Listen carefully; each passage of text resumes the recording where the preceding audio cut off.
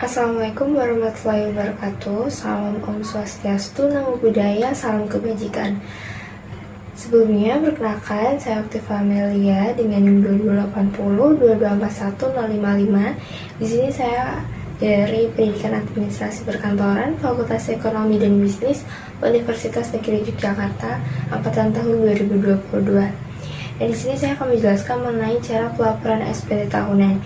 Sebelum masuk ke cara pelaporan SPT tahunan, di sini saya akan menjelaskan mengenai apa sih itu SPT tahunan. Jadi teman-teman, SPT itu adalah surat pemberitahuan tahunan yang dimana digunakan oleh wajib pajak untuk melaporkan dan juga membayarkan baik objek pajak maupun bukan pajak. Jadi untuk wajib pajak sendiri merupakan warga negara Indonesia yang memiliki NPWP atau nomor pokok wajib pajak, di mana SPT tahunan itu dibagi menjadi dua, yaitu pertama SPT tahunan pribadi dan juga SPT tahunan badan. Nah, untuk SPT tahunan badan sendiri itu memiliki tenggat atau lama pelaporannya sampai 31 Maret, sedangkan untuk SPT tahunan badan itu sampai 31 April, di mana untuk pelaporan SPT itu wajib ya teman-teman. Ada 3 alasan mengapa pelaporan SPT itu tuh wajib. Yang pertama itu sudah diatur oleh Undang-Undang Nomor 28 Tahun 2007, di mana itu mengatur tentang tata cara perpajakan. Yang kedua itu mengandung self assessment, di mana wajib pajak itu diberi kepercayaan penuh untuk mendaftar, terus melapor, membayarkan, dan juga menghitung sendiri pajaknya. Terus yang ketiga yaitu sebagai sarana checks and balance, jadi dimana nantinya itu wajib pajak mengetahui berapa sih pajak penghasilan dan juga penghasilan yang didapatkan, seperti itu. Nah, di sini SPT tahunan pribadi dan juga badan itu bisa masuk atau bisa dilaporkan dengan 2 cara. Yang pertama itu bisa melalui online dan yang kedua itu bisa melalui secara offline. Dimana di sini saya akan menjelaskan mengenai tata cara pelaporan SPT tahunan secara online, yang terkhususnya itu SPT tahunan pribadi 1770 SS, dimana untuk gaji yang di bawah 60 juta, seperti itu. Nah, untuk yang SPT tahunan offline itu atau pelaporannya secara offline itu bisa mengisi formulir seperti yang ada di gambar di samping. Nah, untuk yang secara online itu bisa melalui website djppajak.go.id. Jadi teman-teman bisa langsung buka websitenya kayak gitu. Nah, sebelum kita masuk untuk melaporkan, teman-teman registrasi akun, yang pertama disiapkan itu ada 3, yaitu NPWP, EVIN, dan juga email atau nomor HP aktif.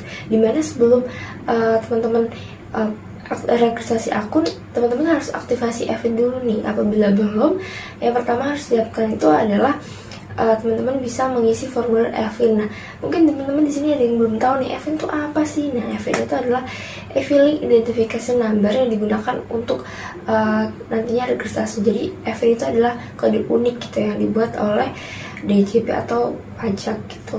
Nah, teman-teman bisa pertama buat formulir aktivasi EVIN, terus yang kedua itu alamat email, terus juga KTP, fotokopi KTP dan juga asli KTP, lalu fotokopi NPWP dan juga aslinya NPWP. Nah, teman-teman sebelum registrasi akun di JP itu ada websitenya djp.pajak.go.id, dan teman-teman nanti ada tampilan seperti ini, ada yang versi di desktop dan juga versi di handphone.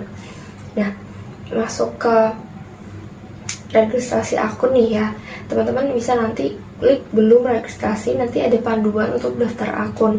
Yang pertama itu bisa masukkan NPWP, terus EVIN, dan juga kode keamanan, lalu klik submit. Terus yang ketiga nanti teman-teman bisa langsung mengisi dengan NPWP, terus juga email dan lain-lain untuk bisa login gitu ya ke websitenya. Lalu selanjutnya yang digunakan untuk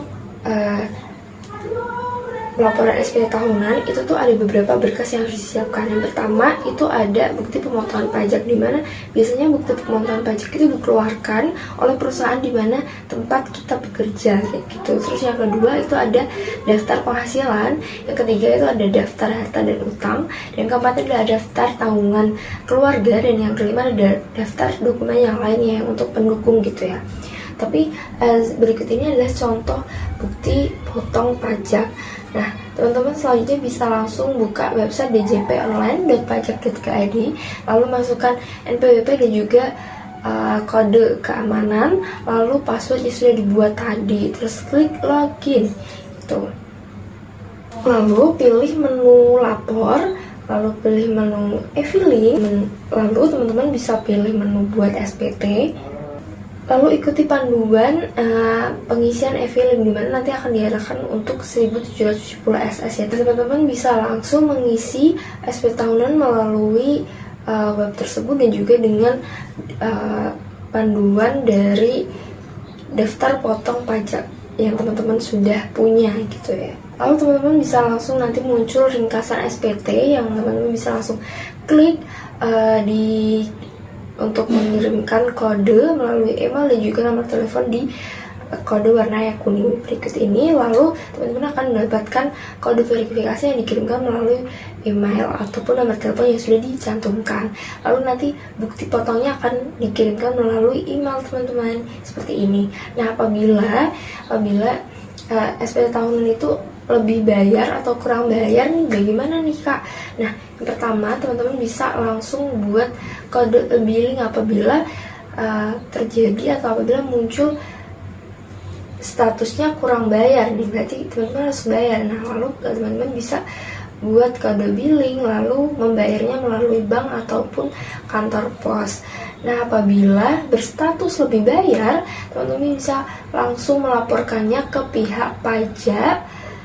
Jika SPT berstatus lebih bayar, teman-teman bisa pastikan dulu nih untuk pelaporannya tadi benar atau enggak, terus dicek terlebih dahulu. Nanti yang kedua, apabila benar-benar salah atau apabila ada yang kurang tepat, bisa lapor ke IJP secara offline maupun online. Nantinya berkasnya itu dibentuk dengan PDF kayak gitu. Mungkin itu saja yang bisa saya sampaikan. Apabila ada kurang lebihnya saya mohon maaf. Wassalamualaikum warahmatullahi wabarakatuh. Salam Om Santi Santi Santi, Om Namo Buddhaya, salam kebajikan.